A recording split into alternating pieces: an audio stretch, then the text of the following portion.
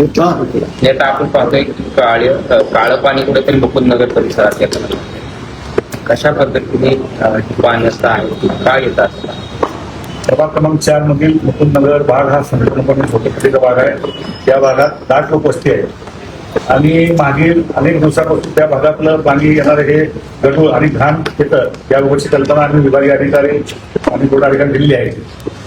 पण आज जे पाणी आलं, आज तर कहर झाला. आज जे पाणी आलं इतकं गढूळ आहे, त्या पाण्याला इतकं घाण वास आहे, ते पाणी बघूही शकत नाही, पिऊही शकत नाही. म्हणून आज मी त्या भागातले आमचे नागरिक त्यांना घेऊन आज मान्य आयुक्त साहेबांनी या पाण्याची बातमी दाखवली आणि आयुक्त साहेबांनी विनंती केली की साहेब हे जे पाणी आहे त्यात सुधारणा करा. पुढच्या पाणी पुरवठ्यामध्ये हे पाणी आमच्या भागातील जनतेला येणार नाही याची काळजी घ्यावी.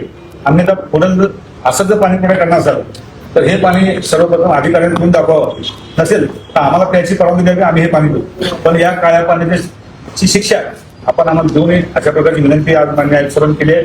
आयुक्त साहेबांनी संबंधित अधिकाऱ्यांना विनंती आदेश दिला आहे की यावर तातडीनं कारवाई करावी. आधी आयुक्त साहेबांनी नेमकं पावसाचे दिवस आहेत, नदीच्या काळामध्ये अजून भीषण अत्यंत होण्याची शक्यता आहे. त्यावर आपण गंभीर दखल घेऊ. हा प्रश्न तातडीने मागे लावा.